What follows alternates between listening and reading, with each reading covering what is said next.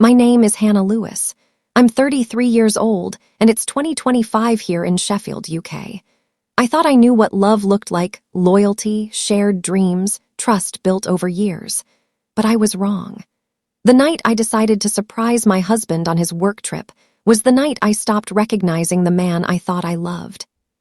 Before you judge me or him, stay till the end, because sometimes the truth doesn't destroy us, it frees us. And if you've ever trusted someone a little too much, you might see a bit of yourself in my story. Don't forget to subscribe for more real-life stories like this, stories that remind us how fragile the human heart really is. It started on a Thursday morning. The sky was still gray when Daniel kissed my forehead before leaving for his supposed conference in Manchester. "I'll call you tonight," he said, his voice calm, his suit immaculate, the smell of his aftershave lingering long after he'd gone. I smiled, believing every word. We'd been married for 7 years. I trusted him more than I trusted myself. But something about that morning felt off. Maybe it was the way he avoided eye contact, or maybe it was the fact that he packed more shirts than he'd ever need for a 2-day trip. I brushed it aside, after all, he'd always been particular about his appearance. "It's just work," I told myself. By noon, I was missing him already. I kept looking at our last text. "Love you, don't overthink things. I'll be back before you even notice I'm gone." Except I did notice, every minute. That evening, while I was cooking dinner, my best friend Mia called. She'd just come back from a short trip herself and laughed when I told her I was feeling lonely. "Why don't you go surprise him?" she said, half joking. "Turn that loneliness into romance." I laughed too, but the idea stuck in my head. A surprise visit. Something spontaneous, sweet, something to remind him, and maybe myself, that our spark was still there. The next morning, I packed a small bag. I even bought his favorite wine. On the train to Manchester, I could barely contain my excitement. The rhythmic clatter of the wheels felt like the heartbeat of something beautiful waiting to happen. I imagined his face when he'd open the door. The smile, the laughter, the embrace. But as the train drew closer to the city, a strange unease began to creep in. I tried to shake it off, blaming nerves or excitement. Love can blind you, and I was walking straight into darkness, thinking it was light. When I reached the hotel, I told the receptionist I was Daniel Lewis's wife. She smiled politely and handed me a spare key card without hesitation. "He's in room 402, she said. I remember the way her voice dropped slightly, like she wasn't sure she should have said that. My hands trembled a bit as I stepped into the lift, 4 floors up, just a few seconds away from the man I loved. The corridor was quiet, the kind of quiet that makes your heartbeat sound louder. Room 402. I paused outside the door, brushed my hair back, fixed my coat, and took a deep breath. Then I heard it: laughter, a woman's laughter. It hit me like a slap. I froze. Maybe it was the TV. Maybe he'd ordered room service and the waitress was still there. I pressed my ear closer to the door. Another laugh. Then Daniel's voice, low, familiar, playful. The same tone he used to use with me when we first fell in love. My hand shook as I slid the key card into the slot. The lock clicked open and the door swung slightly. What I saw inside, I'll never forget. Clothes scattered, wine glasses half full. A woman sitting on the bed, wrapped in the hotel's white sheets, laughing at something Daniel whispered into her ear. He didn't even notice me at first. The sound of the door startled him. His eyes widened. The color drained from his face. "Hannah, what are you doing here?" he stammered. The world blurred. For a moment, everything slowed, like the air had turned thick, heavy, suffocating. I couldn't move, couldn't speak. My body felt foreign, like it belonged to someone else. I dropped the wine bottle. It shattered, and the sound broke the silence between us. The woman gasped, clutching the sheets tighter. Daniel stepped forward, hands raised. "It's not what it looks like," he said, the oldest, weakest lie in existence. I laughed, a broken, bitter sound I didn't recognize. "Really? Then please, Daniel, tell me what it is." He tried to speak, but the words got tangled in the web of his guilt. I turned and walked out. I didn't slam the door. I didn't shout. I just left, because sometimes silence screams louder than anything. Down in the lobby, I could still hear the echo of that laughter, hers, his, theirs. I sat on one of the velvet chairs, shaking. The receptionist looked at me with quiet sympathy. "Would you like me to call someone for you, Mrs. Lewis?" she asked. "No," I whispered. "I just need a moment." Outside, the city looked the same, people laughing, cars passing, life going on, but inside me, something had died. I walked aimlessly for hours, replaying every moment of our marriage. The holidays, the late-night talks, the way he used to look at me. Had it all been a lie? Or had love simply faded, replaced by convenience and habit? When I finally reached the train station, I couldn't bring myself to go home. Home didn't feel real anymore. I sat on a bench, watching strangers rush by. Every couple holding hands looked like a cruel reminder of what I'd lost. That night, I checked into a small hotel near Piccadilly Gardens. I didn't tell anyone where I was, not even Mia. I needed silence, space, time to understand what had just happened. But silence has a way of making the truth louder. I cried until my eyes burned. I wanted to hate him, to curse him, but all I felt was emptiness. I thought about calling him, demanding answers, but what would I gain? The image of him with that woman was answer enough. The next morning, my phone buzzed with messages. "Please talk to me." It was a mistake. "She means nothing." I didn't reply. Later that day, Mia called. "Hannah, where are you? Daniel's been calling everyone. Are you okay?" I hesitated, then told her everything. She didn't interrupt. She just listened. When I finally stopped talking, she said softly, "You don't have to decide anything right now. Just breathe." For the next few days, I stayed in Manchester. I wandered through the streets, trying to piece myself back together. I watched people, old couples holding hands, young ones arguing, strangers smiling, and I wondered how many of them were living lies. It's strange how pain changes your eyes. You start seeing truth where others see routine. On the 5th day, Daniel showed up at my hotel. I found him sitting in the lobby, looking tired, desperate. "Hannah, please," he said as soon as he saw me. "Can we just talk?" I wanted to walk away, but a part of me, the part that had loved him for years, needed closure. We sat down in the corner. His hands trembled as he spoke. "It was one night," he said. "A stupid, meaningless mistake. I swear I was going to end it." I looked at him, really looked, and realized I didn't recognize him anymore. Not because of what he did, but because of what he'd become. Someone who could destroy trust for a moment's thrill. "Do you know what hurts the most?" I said quietly. "It's not the betrayal itself. It's the way you made me doubt myself. All those nights I felt something was wrong, and you told me I was overthinking. You made me believe I was crazy."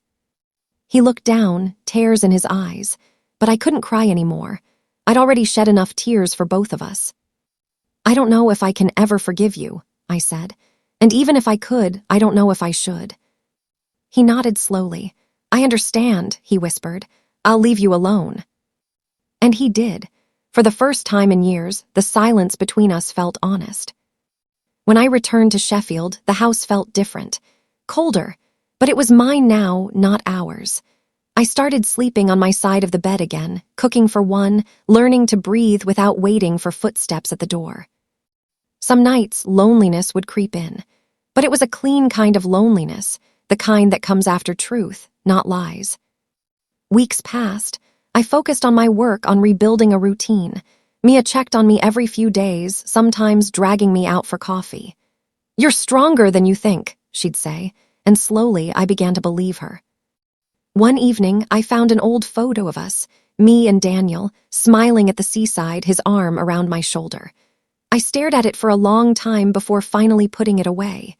Not tearing it, just letting it rest where memories belong. People often say betrayal breaks you, but I've learned something different. It rebuilds you if you let it. It strips away illusions and leaves you with truth. And truth, no matter how painful, is the foundation of freedom. Sometimes I still wonder what he's doing, whether he regrets it. But then I remind myself, his choices are no longer my responsibility. Mine are. And my choice is to live fully, honestly, fearlessly. Because love without respect isn't love at all. It's dependency wearing a disguise. I thought finding him with another woman would destroy me. But in reality, it set me free. And this is just the beginning. The weeks after everything fell apart felt like walking through fog. Every day looked the same: gray mornings, quiet evenings, the faint hum of life outside my window. I wasn't broken exactly, just empty, like someone had pressed pause on who I used to be. I went back to work sooner than anyone expected. It wasn't courage, just habit. The clatter of keyboards, the smell of coffee, the sound of people talking about trivial things, they grounded me. I smiled when I had to, nodded when spoken to, but inside I was rebuilding piece by piece. At night, the silence was heavier. Sometimes I'd hear the echo of his voice in the house, not the real one, just a ghost my memory refused to let go of. I'd pour a glass of wine, sit by the window, and tell myself, you survived worse, though I wasn't sure if I had. Mia was the only one who dared to ask real questions. "Do you still love him?" she said one evening over dinner. I stared at the table. "Love isn't the problem," I said quietly. "It's what he did with it." She nodded, her eyes soft. "Be careful, Hannah. People who break your heart often come back holding the pieces, pretending they can fix what they destroyed." I didn't want to believe Daniel would ever try that. But life has a cruel way of testing your strength the moment you find it. 3 weeks later, he showed up at my door. It was raining, the kind of rain that makes everything smell like memory. I opened the door and saw him standing there, soaked, tired, holding a small box in his hands. He looked older somehow. Or maybe I was just seeing him without the lens of love. "Hannah," he said, voice trembling, "please, can we talk?" Every instinct told me to close the door, but something, maybe curiosity, maybe closure, made me step aside. He walked in slowly, looking around the house like it was a museum of a life he'd ruined. "You changed the curtains," he said softly. "I had to," I replied. "They smelled like your aftershave." He winced, then he placed the box on the table. "These are the letters you wrote me. I couldn't keep them anymore. They don't belong to me now." I didn't open it. Just the sight of that box was enough to bring back every emotion I'd tried to bury. "I made a mistake," he continued. "I know saying sorry doesn't fix anything, but I'm not here for forgiveness. I just needed you to know I've been going to therapy, trying to understand why I destroyed the one person who truly loved me." His voice cracked. I wanted to stay cold, to remind him of the pain, but a part of me still remembered the man who once held me like I was his entire world. "You didn't destroy me," I said finally. "You just made me realize I can stand without you." He looked at me, eyes wet. "Does that mean there's still a chance?" I almost laughed, not out of humor, but disbelief. "A chance for what, Daniel? For you to lie better next time." The silence that followed was heavier than words. He nodded slowly, accepting what he already knew. "I'll go," he whispered, "but if you ever want to talk, you know where to find me." When he left, I felt something strange, not pain, not relief, but peace. The kind that comes when the storm finally passes, and all that's left is the quiet after. That night, I opened the box. Inside were the letters I'd written over the years, small notes, anniversaries, apologies after arguments. My handwriting looked foreign now, like it belonged to someone who still believed love was enough. I read one from our first year of marriage. "No matter what happens, I'll always choose you." I folded it carefully and whispered, "Not anymore." Over the next few days, I began to do things I hadn't done in years. I took long walks, bought flowers for myself, cooked meals without wondering if he'd like them. Freedom has a flavor you can't describe, a mix of sadness and strength. But just when I thought I'd closed that chapter, an envelope arrived in the post. No return address, just my name in his handwriting. I hesitated, then opened it. Inside was a short letter. "Hannah, I know I've lost your trust, maybe forever, but there's something I need to tell you, something that started before the affair, something I was too much of a coward to face. Please meet me tomorrow at the cafe by the park. After that, I'll never bother you again. A day." I stared at the letter for a long time. I didn't owe him anything. And yet, curiosity gnawed at me. What could possibly be left to say? The next morning, I found myself walking toward the cafe. The air was cold, the sky pale. He was already there, sitting by the window. 2 cups of tea on the table. When he saw me, he stood. "Thank you for coming." "Make it quick," I said. He nodded, sliding an envelope across the table. "Before everything happened, I found out I might be ill. I didn't tell you because I was scared. The affair wasn't about love, it was about denial. I didn't want you to see me as weak." My breath caught. "Ill, what are you talking about?" "Tests," he said. "They're not certain yet, but it's possible." For a moment, I didn't know whether to believe him. Was this guilt disguised as sickness, or the truth he'd been too broken to share? I stood, heart pounding. "You should have told me," I said quietly. "Not because I would have stayed, but because I deserved honesty." He looked up, eyes hollow. "I know, and I'll carry that regret for the rest of my life." I walked away before my emotions could betray me. The cold air hit my face, but inside, something warmer stirred, empathy maybe, but not love. People think revenge is about punishment. It is. It's about reclaiming your peace. And as I left that cafe, I realized I'd already taken mine back. I didn't know if Daniel was truly ill or just trying to ease his guilt. But either way, I knew one thing for certain. The woman who once waited by the window for his return was gone. And in her place stood someone stronger, someone free. But deep down, a question lingered. What if his story wasn't over yet? After I left the cafe that morning, I couldn't stop shaking. The cold wind stung my face, but it wasn't the weather. It was confusion, disbelief, something deeper that I couldn't quite name. Illness? Regret? Another lie wrapped in sympathy? I didn't know what to believe anymore. Daniel's words echoed in my head. "I didn't tell you because I was scared." For years, fear had been the quiet poison in our marriage. Fear of confrontation, fear of truth, fear of losing each other. But this time, I wasn't the one afraid. When I got home, I left the envelope on the kitchen counter, untouched. I made tea, tried to read, even played a film, but nothing could drown out that gnawing thought, what if he's telling the truth? That night, I sat by the window again, watching the streetlights blur through the drizzle. For the first time since the affair, I felt something I hadn't expected to feel again, pity. Not for what he did, but for what he might be going through. I hated that my heart still cared, even after everything. The next morning, I called Mia. "He says he might be ill," I told her. She was quiet for a long moment. "Do you believe him?" "I don't know," I admitted. He looked lost. "Hannah," she said gently, "don't let guilt disguise itself as compassion. You can care without reopening old wounds." She was right, but my heart didn't listen to logic. It never did. Over the next few days, I tried to keep myself busy. Work, errands, late-night walks, anything to stop my mind from circling back to him. But then a message came through. "Appointment tomorrow. If you're willing to come, I'd like you there." No signature, just those few words. I stared at the screen for nearly an hour. I should have ignored it. I'd done enough crying for him, and yet something inside whispered go. So I did. The hospital smelled like antiseptic and silence. I found him sitting in the waiting area, looking smaller somehow. When he saw me, his eyes softened, not with expectation, but relief. "Thank you for coming," he said quietly. I sat down beside him, arms folded. "I'm not here for you. I'm here for the truth." He nodded. "Fair enough." The nurse called his name, and for a second I almost left. But then I followed.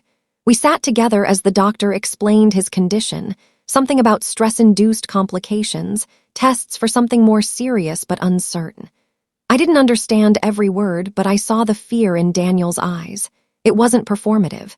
It was real. When we left the room, neither of us spoke. We walked side by side through the corridor, the floor gleaming under fluorescent lights. He stopped near the exit. "I didn't bring you here for sympathy," he said. "I brought you because you were the only person who ever really saw me." It hurt, not because of what he said, but because part of me still wanted to believe it. "I saw you," I said, "but you chose to disappear." He nodded, tears forming. I know, and I'm sorry that when life finally scared me, I ran to the wrong person. I didn't answer. I couldn't. The ache in my chest was too familiar, too deep. On the train ride home, I kept thinking, what does forgiveness even look like? Is it a door you reopen, or a wound you learn not to touch? That night, I found myself staring at my reflection in the mirror. The woman looking back wasn't naive anymore. She wasn't waiting for love to fix her, but she also wasn't bitter. She was awake. Days turned into weeks. Daniel sent a few messages, updates, apologies, small attempts at conversation. I replied to none, not because I didn't care, but because I was learning the difference between caring and returning. One evening, as I was closing my laptop, a knock came at the door. I froze. It was late. When I opened it, there was no one, just a small envelope on the doormat. Inside was a note in his handwriting. Thank you for being there. No matter what happens, I want you to remember you saved me once, even when I didn't deserve it. I stared at the note for a long time, then placed it in the drawer with the old letters. Not out of affection, but because it felt like the final piece of a story I was ready to end. That night, I stood by the window again, the same spot where I'd cried weeks ago. The rain had stopped. The city lights shimmered like quiet hope. For the first time in months, I didn't feel broken. I just felt human. Maybe love doesn't always end with forever. Maybe sometimes it ends with understanding. I didn't know if Daniel would recover or if our paths would ever cross again. But I knew one thing, whatever came next, it would be on my terms. And as I turned off the light and whispered a silent prayer for him, I realized this wasn't about revenge or even redemption anymore. It was about peace. But deep down, I had a feeling peace was only the calm before something new. The morning sun poured gently through the half-open curtains, painting soft gold on the kitchen table. Hannah sat there with a mug of tea, steam rising like a whisper. It had been weeks since she'd allowed herself a moment of peace. No phone calls, no headlines, no unexpected knocks at the door. Just silence. But silence can be deceptive. Sometimes it hums with things unsaid. She was sorting through old papers, a box she hadn't touched since the day she left Mark's house. Bills, random receipts, photographs. Nothing remarkable until she found an envelope. No name on it, only a faint mark of ink, blurred as if someone had tried to wipe it away. Inside was a single page, typed, clean, cold. What you think you know isn't everything. Some debts were never paid, and someone's coming to collect. No signature, no date, just those words pressed deep enough to almost tear the paper. Hannah's hands trembled. For a moment, she thought it might be one of Mark's manipulative games resurfacing from the grave of their past. But then she noticed something. The typewriter font wasn't his style. It was old-fashioned, deliberate. Someone had wanted it to look anonymous. That evening, as the wind began to whistle through the narrow lanes outside, she couldn't shake the feeling that someone was watching. Not in a paranoid way, but like the air itself had eyes. Every creak of the house seemed louder. Every shadow moved a little differently. Then came the knock. 3 slow, spaced taps. She froze. It was past 9. She wasn't expecting anyone. When she opened the door, a man stood there, mid-40s, polite but tense, like someone who had practiced calmness for too long. He introduced himself quietly. Daniel Carter. I used to work with Mark years ago. The name meant nothing at first, but his eyes, sharp, observant, told her he wasn't there for a casual visit. I know this is unexpected, he said, glancing toward the street as if someone might be listening. But there are things you need to understand about what really happened before Mark's company went under.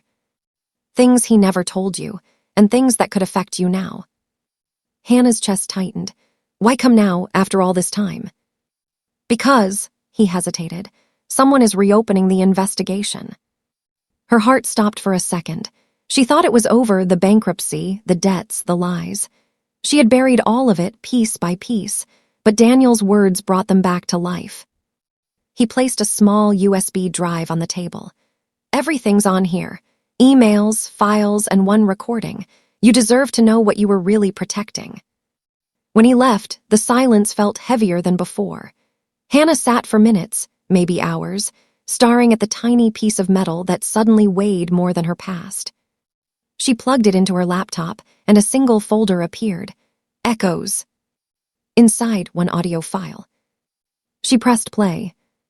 At first, nothing but static, then Mark's voice unmistakable. If anything happens, they'll go after her first. She doesn't know, but it's better that way. She'd never forgive me if she did. Her blood ran cold. Mark protecting her, or using her. The recording cut off abruptly. No context, no explanation, just enough to burn through her calm. She leaned back, trying to steady her breath, but tears formed anyway, not of grief, but of confusion. The man she once loved, the man who broke her trust, had hidden something not out of malice, but maybe fear. And yet, why was someone still watching her? Who sent the letter? And what did "some debts were never paid" really mean? That night, she couldn't sleep. Her mind replayed every word, every moment, every lie that now seemed like it had a shadow behind it. She went to the window, the same place where, months ago, she had once looked out and felt free.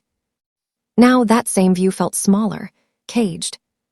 Across the street, a car engine idled quietly for too long before driving away. By morning, she had made a decision. She wasn't going to run again. Whatever this was, she'd face it.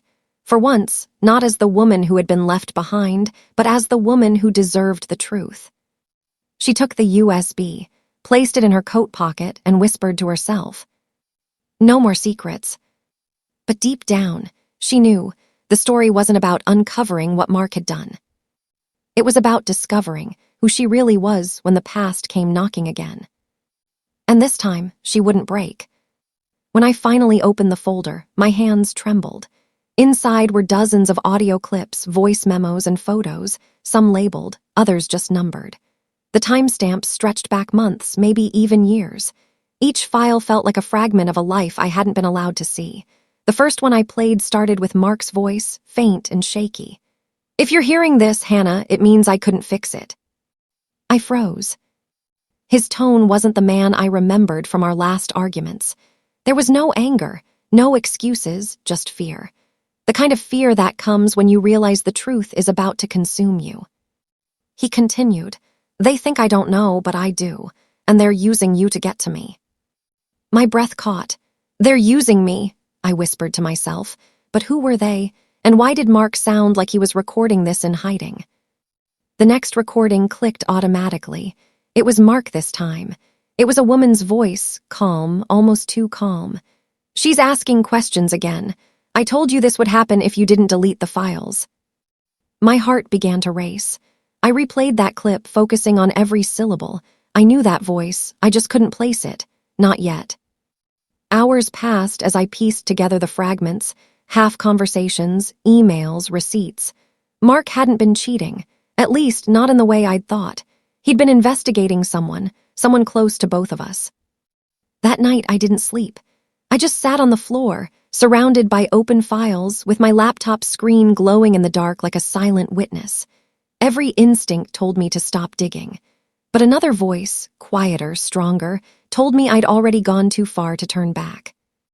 By morning, I found something that made my stomach twist. A familiar email chain between Mark and someone listed only as EL. Their exchange looked professional at first, but then I saw the subject line of the last message. "She knows." I clicked it. The moment the message opened, my screen flickered, and then went black. I stared at it, stunned. The lights in the room flickered too, as if the house itself was warning me. When I finally restarted the laptop, everything was gone. Every file, every folder. Only one thing remained, a single open document untitled. Inside, just one sentence. "Stop looking, Hannah." I don't remember standing up. My body just moved on its own, every muscle stiff, my pulse hammering. I checked the doors, the windows, the locks. It felt like someone had been here, someone who knew what I'd just found. Then I heard it, a faint knock. 3 slow, deliberate taps on the front door. I didn't breathe. My hand hovered over the doorknob, frozen. Through the glass, I could see the outline of a figure. Tall, motionless, I whispered, "Who's there?" No reply, just silence. The knock came again. This time I spoke louder. "If you don't leave, I'm calling the police." Still nothing. Then a voice, low, familiar, trembling. "Hannah, it's me." For a moment, everything inside me collapsed. I opened the door. It was Mark. He looked nothing like the man I'd seen in that hotel. His face was pale, eyes sunken, clothes wet from the rain. He stepped forward weakly, as if afraid I'd close the door on him. "I know what you saw," he whispered, "but you don't know everything." I stood frozen, words stuck in my throat. "You shouldn't be here," I said finally. "You're supposed to be." He cut me off. "I didn't cheat on you, Hannah. I was trying to protect you."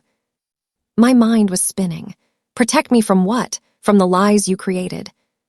He shook his head, desperate. "No, from them." Before I could reply, headlights flashed through the window. A black car slowed outside the house, engine running but never stopping. Mark's eyes widened. "They found me." And just like that, he grabbed my hand. "You have to trust me just one more time." Every instinct screamed no, but somewhere in that chaos in his voice, I still heard a trace of the man I once loved. The man who used to hold me when the world felt too heavy. I didn't answer. I just stepped back, leaving the door open. Rain poured in, cold and sharp. He looked at me once, the kind of look that asks forgiveness before the words ever come, and then he turned towards the dark road, disappearing into the night. When the sound of the car faded, I closed the door. The house felt heavier now. Every shadow seemed alive. And yet, deep inside, something had shifted. I wasn't scared anymore, just determined. Because now I knew. The truth wasn't buried in Mark's past. It was right here, waiting for me to uncover it. I went back to the desk, opened my drawer, and found one thing he'd left behind years ago, a small black USB drive-i, once mistaken for an old keychain. It suddenly felt heavier than ever before. I plugged it in. A single folder appeared, labeled with my name. And inside it, a file dated yesterday. When I clicked play, Mark's voice filled the room once again. "Hannah, if you're hearing this, I didn't make it. But what you find next will explain everything about me, about them, and about you." The screen flickered again, and before the file could finish, the lights went out. I whispered into the dark, "What have you done, Mark?" When the lights came back on, my laptop screen blinked awake as if nothing had happened. But the air in the room felt heavier, like the silence itself was watching me. The file with my name was still there, waiting. I pressed play. For a few seconds, there was only static. Then Mark's voice came through again, softer this time, almost broken. "Hannah, if you found this, it means they're close. I didn't want you to get involved, but you already are. They've been in our lives longer than you think." A faint sound in the background, a door creaking, footsteps. Then his whisper. "Trust no one, especially not." The audio cut off.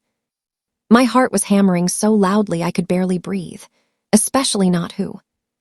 I tried to replay the clip, but the files suddenly vanished right before my eyes. Only one folder remained, named simply Echo. I opened it. Inside was a collection of video clips, all recorded secretly.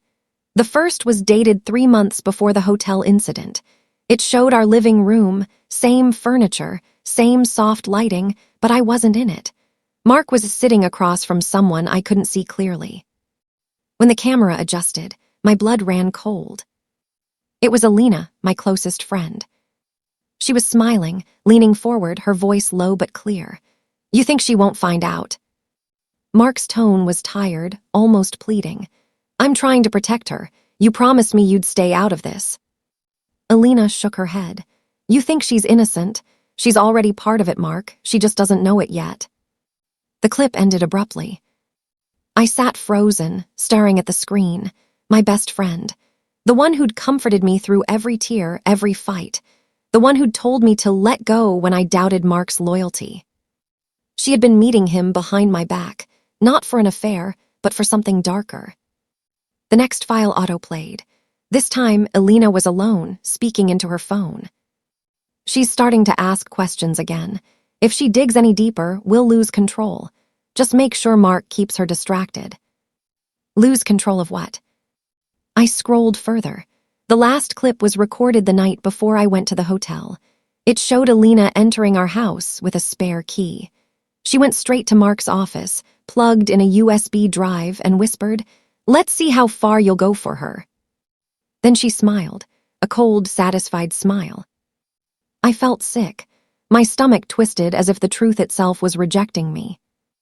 All this time, every tear, every doubt, every word of comfort, she'd been there, playing both sides. Manipulating me, manipulating him. I wanted to throw the laptop, scream, cry, but I couldn't. My body just froze. Because if Alina had access to Mark's files, then she had access to mine too. Suddenly, my phone buzzed. One message. Unknown number. Now you see it. Now you understand. I stared at the screen. My hands were shaking so hard I almost dropped the phone. Then another message appeared. Don't make the same mistake he did. Before I could respond, the messages vanished, deleted remotely. My phone restarted on its own. I ran to the window. Outside, the same black car was parked again, engine off but lights on. I couldn't see who was inside. For the first time, fear didn't paralyze me, it sharpened me. I turned off the lights, grabbed my coat, and slipped out through the back garden. The night air bit into my skin, cold and wet. I could hear my own heartbeat echoing in the dark. I needed to get to Alina before they did. But as I reached the gate, a voice spoke behind me, calm, almost amused. Going somewhere, Hannah. I froze. She stepped out of the shadows, umbrella in hand, her smile faint but familiar. Alina. Finally caught up, have you? She said softly. You were always the clever one. I couldn't speak. She tilted her head. Mark thought he could outsmart us. He tried to protect you, but honestly, darling, he was never very good at lying. Why? My voice cracked. Why do all this? What do you want from me? Alina stepped closer, her heels silent on the wet ground. You were always the key, you just didn't know it. Her words hit me like ice. Then headlights, a car door slammed in the distance. Alina's smile faded. She glanced over her shoulder. Looks like we'll have to finish this later. Before I could move, she slipped a small envelope into my coat pocket. For when you're ready to know the truth.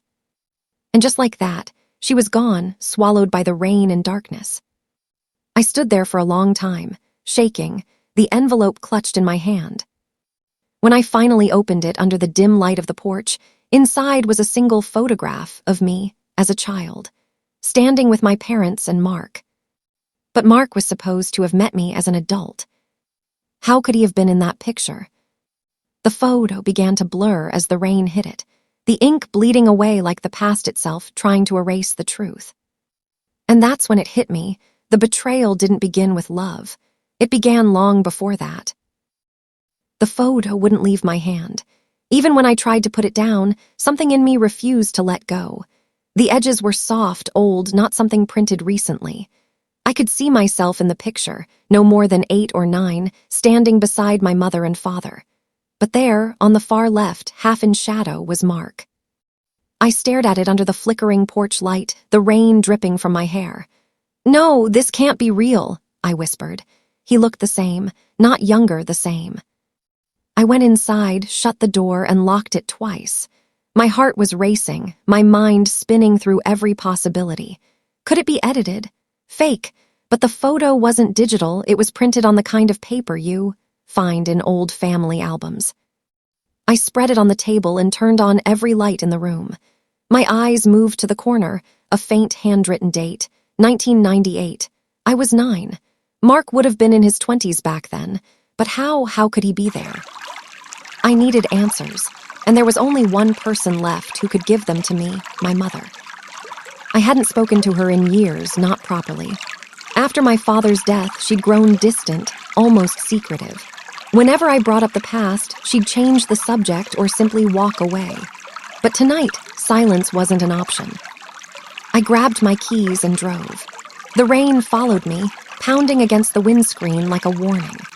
Sheffield's streets blurred into darkness, empty and wet, until the road narrowed to the old lane that led to my childhood home.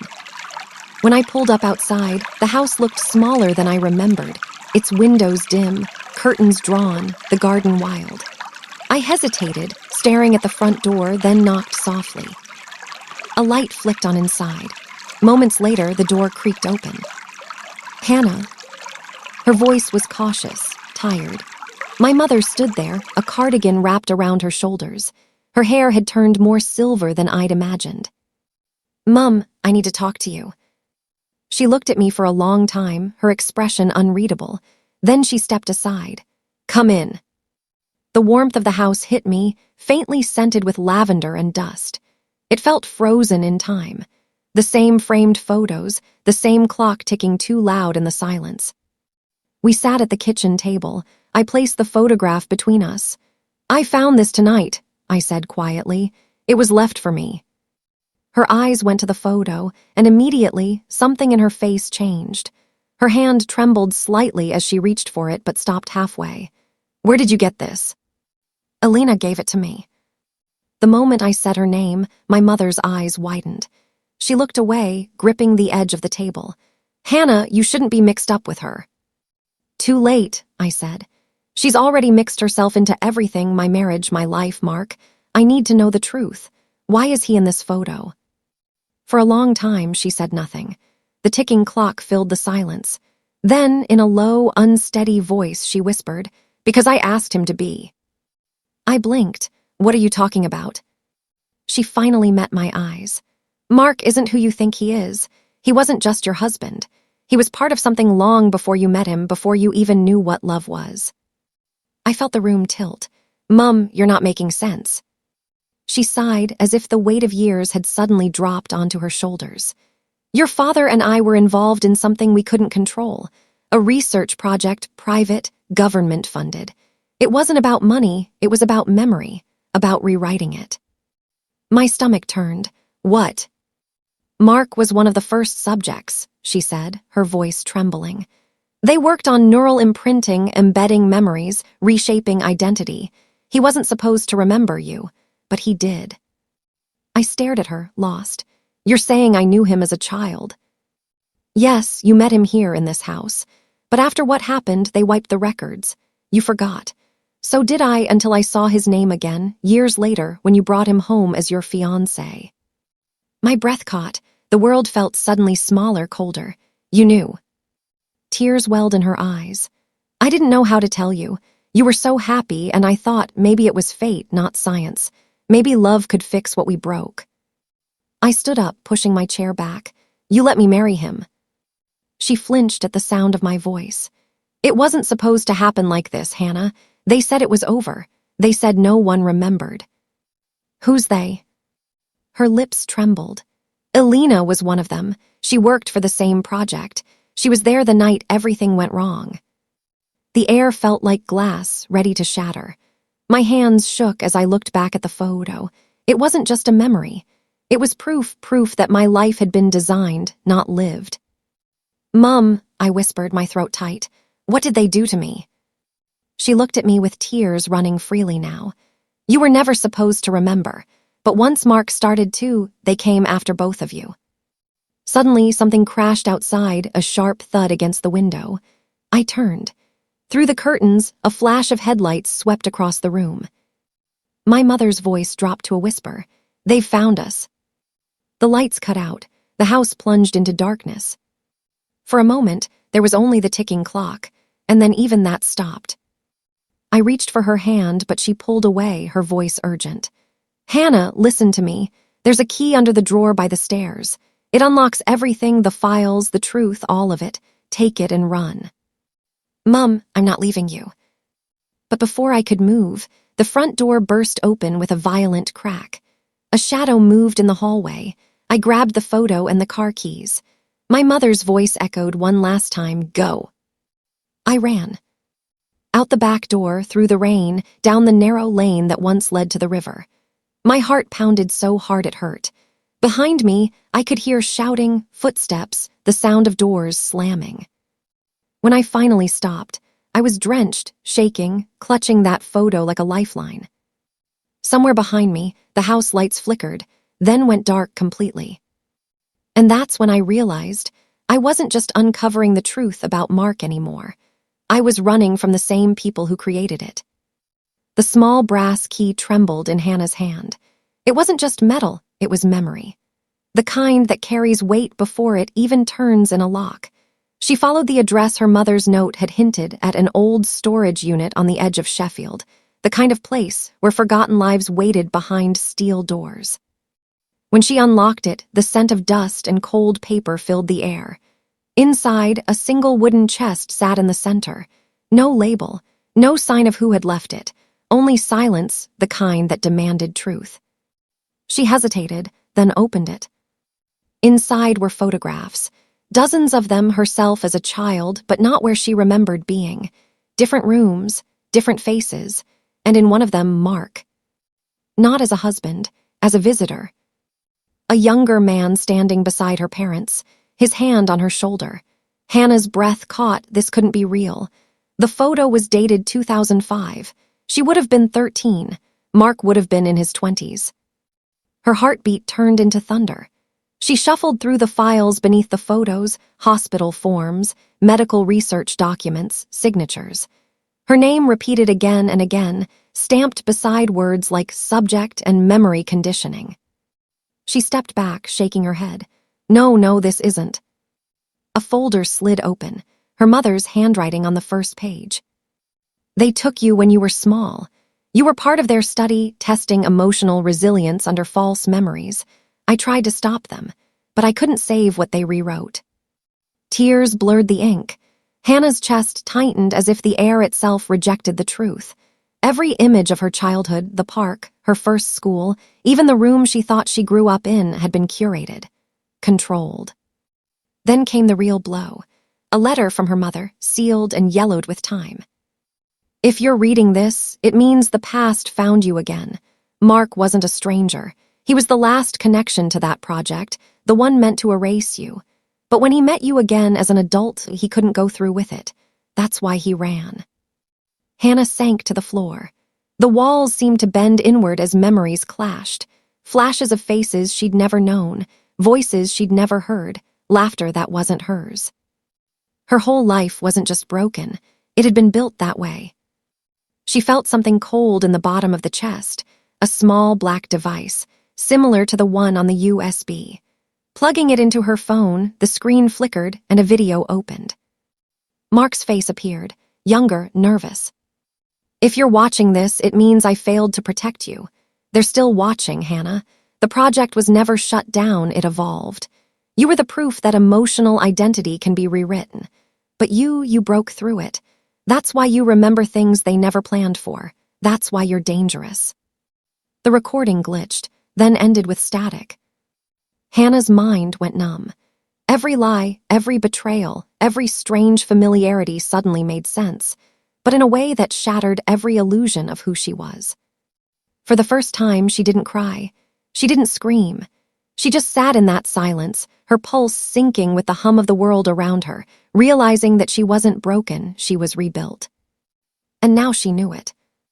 When she finally stood, she took only one thing from the chest, the photograph of her mother holding her as a baby. The rest she left behind. As she locked the storage door, her reflection caught her eye, and for a moment she didn't see fear. She saw purpose. Her phone buzzed, a message from an unknown number. We know what you found. Stop digging or we'll finish what we started. Her grip tightened. She looked at the message, then deleted it. Not this time. Because now, Hannah wasn't just surviving a betrayal. She was preparing for a reckoning. Hannah didn't sleep that night. She sat by the window, watching the streetlights flicker like fragments of time, her mother's words echoing through her chest. You were part of their study. For years, she had wondered why memories came to her like unfinished dreams, faces she couldn't name, laughter that faded before she could remember its source. Now she knew, every missing piece wasn't an accident. It was designed. But this time, she wasn't running from the truth. She was walking straight toward it. By morning, she had packed a small bag, laptop, phone, her mother's letter, and the USB. Her reflection in the mirror looked unfamiliar, almost like a version of herself that had been waiting all along. She drove to the old university campus where Mark used to work, the same institution that appeared in the files. It was Sunday. Quiet. Empty. She used his old key card, the one she'd found in the envelope weeks ago, and the scanner beeped green. Inside, the corridors smelled like chemicals and cold metal. Every door she passed seemed to hum with history. She reached the research archive room, Project Alethea, the same name that appeared on her documents. The computer screens flickered on. She plugged in the USB. Files opened one by one, reports, videos, experiment logs, emotional resilience under fabricated trauma, memory substitution via narrative exposure. She scrolled faster, her pulse racing. There it was, Subject 27HL, her initials, her story. The log described how emotional anchors were tested, how false memories were created to measure human response to betrayal, loss, and love. Her relationships, her attachments, all orchestrated. Even Mark's entrance into her life was part of the design. Then she saw another name, Dr. Evelyn Cross, the lead psychologist on the project. And beside it, a university contact address still active. Her fingers trembled, but she copied it down. If the project was still alive, this woman knew how deep it went. Just as she was about to close the file, another window flashed. Remote access detected. Her screen froze. A new message appeared. "You shouldn't be here, Hannah." The words typed themselves. Her throat tightened. She unplugged the USB, grabbed her things, and ran out of the lab. The hallways echoed with her footsteps.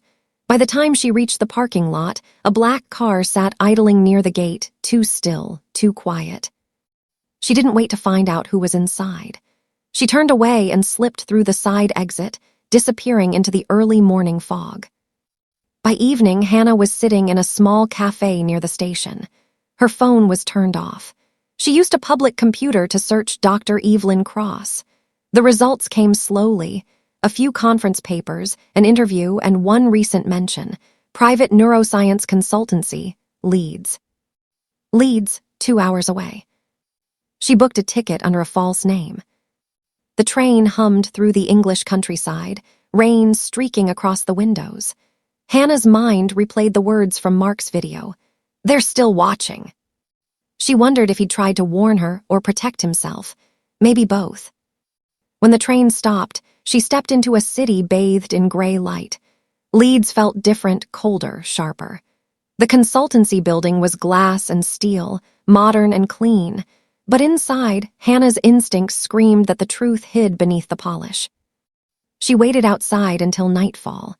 Then she followed one of the security staff leaving for a smoke, and before the door closed, she slipped inside. The elevator hummed softly. She pressed the basement level, the one not listed on the floor directory. When the doors opened, the air changed. Dim lights, a sterile silence. Rows of old data servers blinked faintly. She walked deeper, her shoes whispering against the concrete. Then she saw it, Alethea Archive, restricted access. A digital terminal with a biometric lock. She hesitated only for a second before placing her hand against the scanner. It beeped once, then flashed green. She didn't breathe. Somehow, she was still registered in their system.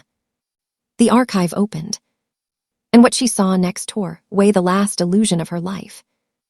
Videos, rows of them. Each labeled by code, each showing a different person sitting in a chair, wires attached to their temples, recounting stories, crying, laughing, breaking down, their voices repeating. "I remember now." They weren't just studying memory. They were rewriting it, replacing real lives with fabricated ones. And she wasn't the only one. Subjects 1 through 38. All test cases, all altered. In the reflection of the monitor, Hannah saw her own face trembling. But she didn't cry this time. Instead, she whispered, "You built me, but you never understood me." She copied everything, every file, every document, onto a new drive. The truth would no longer belong to them. As she turned to leave, the screen flickered and a voice echoed through the speakers. Calm, familiar. You were never supposed to find this, Hannah. It was Dr. Evelyn Cross. Her voice carried the same tone her mother used to have, soft, careful, knowing. But perhaps you were meant to. The lights dimmed, and the monitors shut down. Outside, rain poured down like the world was washing itself clean. Hannah stood under a flickering streetlight, clutching the drive to her chest. The cold bit through her coat, but inside, she felt only fire. For the first time, she wasn't defined by what had been done to her, but by what she would do next. The truth wasn't just power now. It was purpose. Rain streaked across the glass walls of the Leeds building as dawn broke, pale and cold. Hannah hadn't slept. She spent the night in a cheap motel on the edge of the city, the USB drive clutched in her hand like a heartbeat. Every time she closed her eyes, she heard Evelyn's voice again. Perhaps you were meant to. By noon, she was standing outside the same glass facade. Only this time she didn't sneak in. She walked through the front door. The receptionist looked up, startled. Can I help you? Yes, Hannah said calmly. Tell Dr. Evelyn Cross that subject 027 is here to see her. The woman froze. Then, without another word, she picked up the phone. Within minutes, 2 security men appeared, but they didn't touch her. They simply guided her to the lift. The ride was silent except for the hum of machinery. When the doors opened, the corridor was softly lit, walls lined with framed research certificates. At the end stood a glass office, blinds half drawn. A woman waited inside. Dr. Evelyn Cross looked nothing like Hannah had imagined. No cold scientist, rather, someone who carried the weight of too many secrets. Her gray hair was pulled back neatly. Her eyes, though tired, were gentle. You found me, Evelyn said, almost like a confession. I found what you did, Hannah replied, and I want to know why. Evelyn motioned for her to sit. You've earned the truth, Hannah, but understand, not everything we did was born from cruelty. Hannah's fingers tightened on the edge of the chair. You erased my life. We shielded it, Evelyn corrected softly. You were a child when the project began. Your mother volunteered you because you were different, empathic beyond measure. You could sense pain in others like it was your own.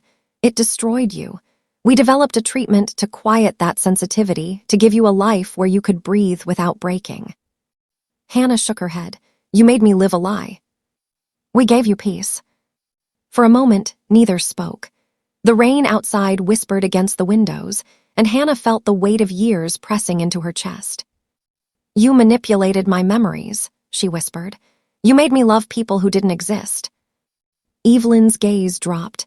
Not all of them were false. Mark was part of the program, yes, but his affection wasn't manufactured. He stayed even after the funding ended. He chose you, Hannah. The others left when their contracts were over. He didn't. Hannah's throat ached. Then why did he record those warnings? Because he realized the project was restarting under new leadership, people without conscience. He wanted to stop them. He sent you those clues because you were the only one who could finish what he began. The truth struck her like cold water. All this time, she'd thought she was the experiment's victim, but she was also its key. Evelyn reached into a drawer and placed a small white envelope on the desk. This is your mother's final consent letter. She knew what we were doing.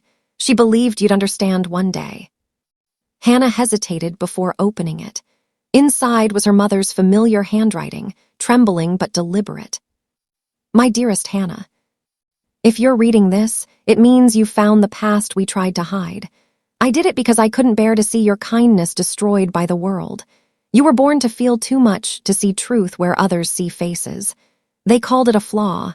I called it your gift. Protect it. Tears blurred the words.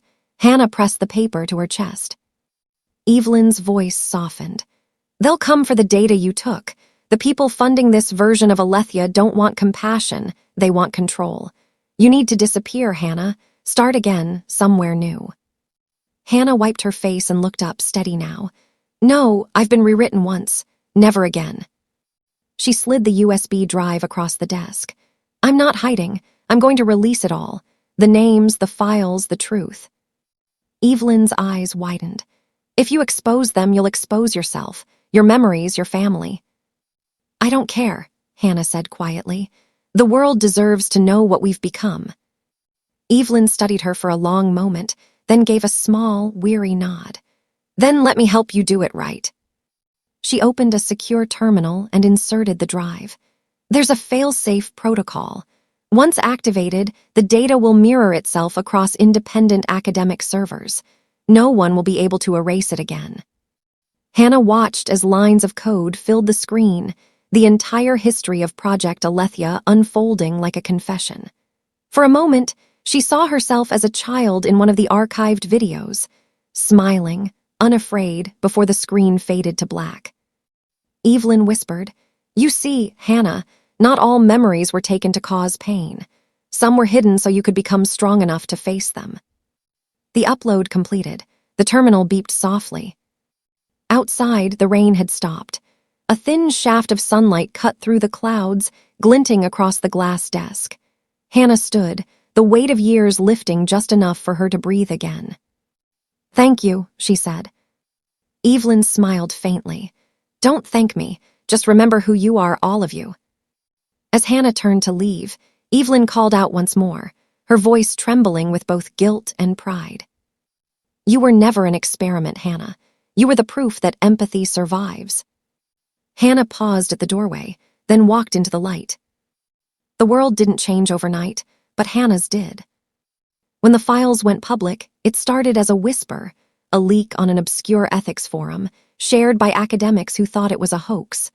Within hours, the name Project Alethea spread like wildfire. News anchors debated it, politicians denied it, and 1,000 questions rose that no one was ready to answer.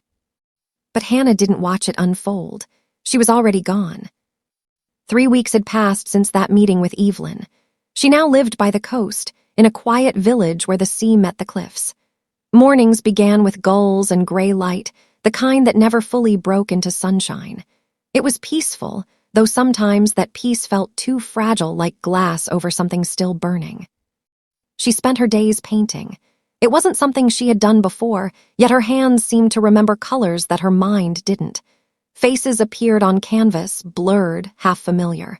Sometimes she'd realize they were the faces from the experiment videos, the ones she could never save. Every now and then, a brown envelope would appear in her post. No address, no stamp, just a USB inside, containing articles, messages of people claiming Project Alethea had helped them remember who they were. Some angry, some grateful, and some afraid. One night, as the wind roared against her window, she opened one of the drives. A video loaded, a young woman, trembling, speaking straight into the camera. They said the program was shut down, but it is. They're rebuilding it, new funding, new names. It's called Eidolon now. The woman's face blurred, and the video cut off. Hannah sat frozen. Her pulse raced like thunder. She looked out at the Black Sea, knowing this wasn't the end. Her truth hadn't stopped them, it had only forced them underground. The next morning, she took the train back to Sheffield to her old home. The house was empty, dust on the floors, curtains drawn. She walked through each room, touching walls that once held memories, both real and fabricated. In the living room, she found one last envelope on the mantelpiece. Inside was a photo, her and Mark, smiling. On the back, a single line in his handwriting. "If you ever feel lost again, find the truth inside you, not around you." For a long time, she just stood there, holding the picture. The ache in her chest wasn't pain anymore, it was clarity. She spent that evening walking through the old city center. The air smelled of rain and stone, familiar and grounding. Everywhere she looked, people carried stories, secrets they might never know were their own. She wondered how many of them were like her once, walking versions of someone else's design. At a small cafe by the corner, she saw a news broadcast on the muted television. Dr. Evelyn Cross had been arrested under a new inquiry. The caption read, "Alethea whistleblower claims full responsibility." Hannah's breath caught. Evelyn had protected her one last time, taking the blame so Hannah could remain unseen. She turned away from the screen and whispered a quiet prayer, not of sorrow, but of gratitude. That night, as the city lights shimmered outside her hotel window, Hannah opened her laptop and began to type. Not another leak, not another exposure, but a letter. To whoever finds this story. If they tell you your memories are wrong, believe the feeling that stays when everything else fades. That's the truth they can't erase. Her words flowed like healing. For the first time, she wasn't running, uncovering, or fighting. She was understanding. And that was the real rebellion. When she finished writing, she closed the laptop, opened the window, and let the cold wind rush in. It smelled of rain and salt and renewal. She smiled faintly, not because everything was fixed, but because she had finally accepted that it never would be. Some stories don't end with revenge or justice. They end with a woman standing in the quiet, knowing she has faced herself, and that's enough. The world had changed, not in chaos but in silence. After Hannah's revelation went public, after the files spread beyond her control, she expected noise, headlines, outrage, denial. But what followed was a quiet reckoning, the kind that creeps in when truth has already done its work. She walked through the same city she once feared, now unrecognizable. Faces were the same, but eyes had changed. People whispered about the erased project, about the ones who had lost their memories and the ones who helped take them, but no one said her name. Hannah liked it that way. For the first time, she wasn't a subject or a victim or a secret. She was just human. At night, she stayed in a small apartment near the river, far from where the files had been found. A single lamp, a worn-out chair, and the hum of the city below. Peace wasn't loud, it was the absence of fear. But sometimes, in the stillness, the memories returned, not the ones they had planted or erased, but the ones she had built herself.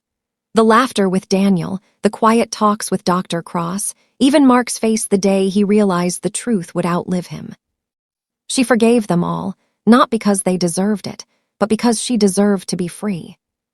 One evening, she received a letter. No name, no address, just a small wax seal. Inside was a single sentence, written in the familiar hand of Dr. Cross. Some memories are meant to return when you're ready. Underneath it, a small metallic chip. Her hands trembled, not from fear, but from recognition. It wasn't part of the files she'd released. This was personal, something Dr. Cross had kept hidden even after the end. For hours, Hannah stared at it. The part of her that once sought answers wanted to know, but another part, the part that had found peace, hesitated. Maybe the truth was never meant to be complete. Maybe closure wasn't knowing everything, but knowing enough to live again. She placed the chip in a drawer and whispered, "Not tonight." Outside, rain began to fall, slow, rhythmic, cleansing. The sound filled the room like a heartbeat returning to its natural rhythm. In that moment, Hannah realized something simple yet profound. Her story had begun with erased memories, but it ended with choice. She no longer needed the world to understand her, because she finally understood herself. A few weeks later, she stood by the riverbank as dawn broke over the skyline. The sun reflected off the water like shards of memory, fractured but beautiful. A child nearby threw a paper boat into the stream, watching it drift away. Hannah smiled faintly. That's what truth was like. She thought, something you set free, not something you control. She reached into her coat pocket and took out the last object from her old life, the drive that had once held every secret. Its light was still blinking faintly, like it refused to die. She looked at it one last time, then tossed it into the river. The ripples spread slowly, catching the morning light. As she turned away, her reflection merged with the water, not erased, not rewritten, simply whole. And for the first time in her life, she didn't need to remember everything. She just needed to live. End of Hannah's story. Some stories don't end with revenge or revelation. They end when the truth no longer hurts.